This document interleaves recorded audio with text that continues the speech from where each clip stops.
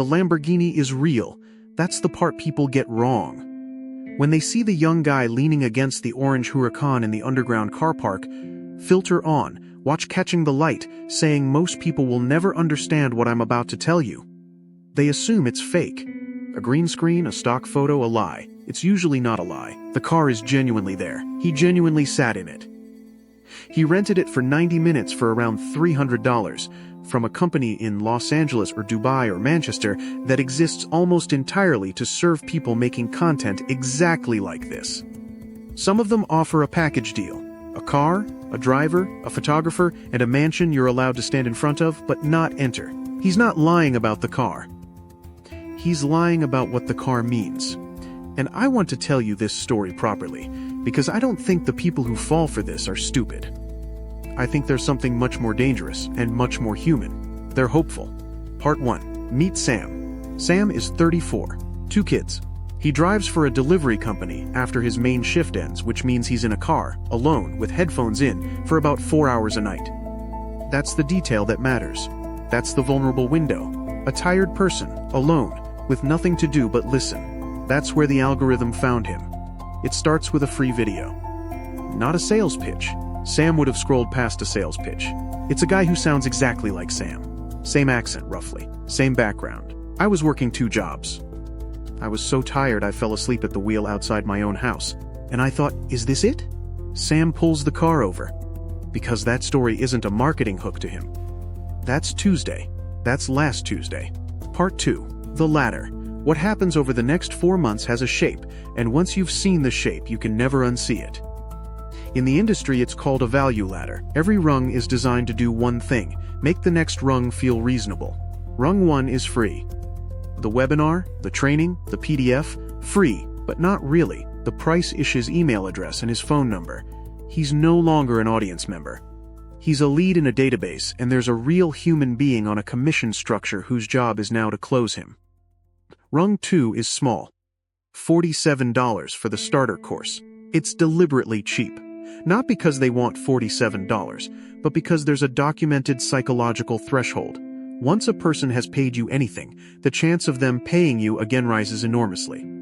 He's crossed from stranger to customer. That's the entire purpose of that price. Rung 3 arrives by phone, and here's where it turns. It's a strategy call, 15 minutes, no obligation, just to see if he's a good fit. Notice the reversal already. If he's a good fit, he's now auditioning for the privilege of being sold to. The person on that call is trained, genuinely trained, with scripts, objection handling documents, tonality guides. And the script has a specific job: find the pain and press it. Where do you want to be in 5 years, Sam? What happens if nothing changes? What are you going to tell your kids? That's not a coaching question. That's a lever. Then the price, $2,000, sometimes $5, sometimes $12. And when Sam says, I don't have that, this is the moment I need you to remember, because this is the tell the person on the phone doesn't back off. They lean in. Sam, that's exactly the mindset that's kept you where you are. Broke people ask how much it costs. Wealthy people ask how much it returns. Have you got a credit card? Anyone who tells you to go into debt to buy their product is not your mentor. They are your creditor. Full stop. I don't care how good the free content was. Sam put it on the card. Part 3. What he actually bought. Sam got access to a portal. 40 hours of video, some of it genuinely fine. Real information about running ads, or building a store, or reading a chart. Freely available elsewhere, but fine. He got a group chat with 800 other people. And he got a coach who turned out to be a member from the previous cohort, upsold into an unpaid mentor role, still working his own day job. And when it didn't work, the system had already prepared an answer for that too. You didn't implement. You weren't consistent. You had a scarcity mindset. This is the cruelest engineering in the whole machine. The product is built so that failure is always the customer's fault, which means the customer doesn't ask for a refund. He asks what's wrong with him, and in a lot of cases he buys the next tier to fix it. Part 4. This is documented. Now, you might be thinking, fine, but that's just a few bad actors. So let me give you 2 matters of public record, because these aren't allegations from a comment section. These are federal cases. In 2018, the Federal Trade Commission moved against MOBE, My Online Business Education, which sold internet business training through exactly this ladder structure. Regulators alleged it took more than $125 million from consumers, many of them older Americans, some of whom went deep into credit card debt. The operation was shut down. That same year, the FTC also took action against Digital Altitude, another business coaching outfit running a tiered upsell model with alleged consumer losses in the tens of millions. A federal court froze its assets. Court filings in these cases describe the same texture Sam lived: escalating price points, aggressive phone coaching, and promises of income that the overwhelming majority of buyers never came close to earning. And here's the number that ends the argument.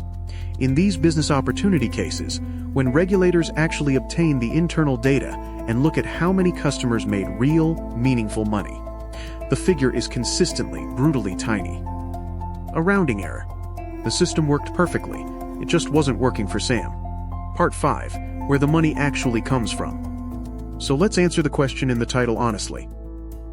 If someone has genuinely cracked a repeatable method for turning $1,000 into $10,000, why are they spending their Saturday running a webinar for strangers? There's only one clean answer. The course is the business, not a side project funded by their success, the actual engine. The trading isn't paying for the Lamborghini. You are. And once you see that, the rented car stops being confusing and starts being logical. It isn't a symbol of the results. It's a piece of equipment, like a camera. It's inventory. There's a phrase for this that I think about a lot. Selling shovels in a gold rush. Except at least the shovel sellers in 1849 sold you a real shovel. Part 6, the 7-question filter. Alright, I promised you help, not just a horror story. Here's how you tell a genuine educator from a machine. Run any offer through these. 1. Is the price on the page? Real education publishes its price. A machine hides the price behind a phone call because the price is calculated from you, your desperation, your available credit. 2. Are they selling a method or a lifestyle? Count the seconds of car, watch and jet versus seconds of actual teaching. The ratio tells you everything. 3. Is there a real refund policy, in writing, that doesn't require you to prove you implemented everything? Those conditions exist to make refunds impossible. 4. Can you find critical reviews? Not the polished testimonials, the ex-students. If every negative mention has been scrubbed or is met with legal threats, that's your answer. 5. Does their success predate the course? Verifiable business, verifiable track record from before they started teaching.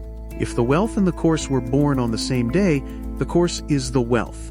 6. Do they use urgency? Doors close at midnight, only 4 spots left. Real knowledge doesn't expire on Sunday. Urgency exists purely to stop you doing exactly what I'm asking you to do. Sleep on it and check. 7. And the big one. Would they still take your money if they knew you had to borrow it? If the answer is yes, walk away.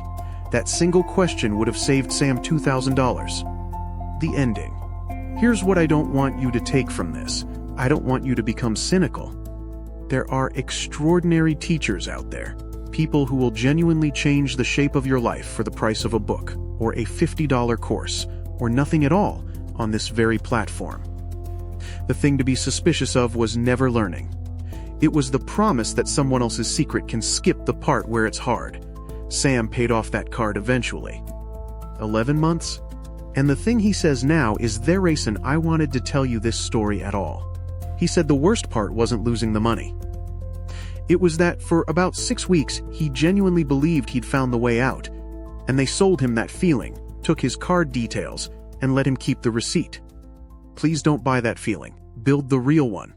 It's slower, and it's yours, and nobody can invoice you for it. If you're sitting there right now with a strategy call booked, or a checkout page open in another tab, this is your sign to close it and sleep on it.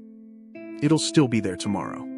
And if it won't be, you just learned everything you needed to know about them. If this video reached you in time, tell me in the comments. I'd genuinely rather read that than anything else. And if you've been burned before, say so, because someone scrolling past your comment is about to be saved by it. There's no shame down there, only receipts. Hit like so. This gets pushed to the person doing 4 hours of delivery driving tonight with headphones in. That's who I made this for. And subscribe, because next time we're going somewhere much older, and somehow exactly the same. Amsterdam, 1637. When a single flower cost more than a canal house, and the smartest people in Europe convinced each other it would never end. I'll see you there.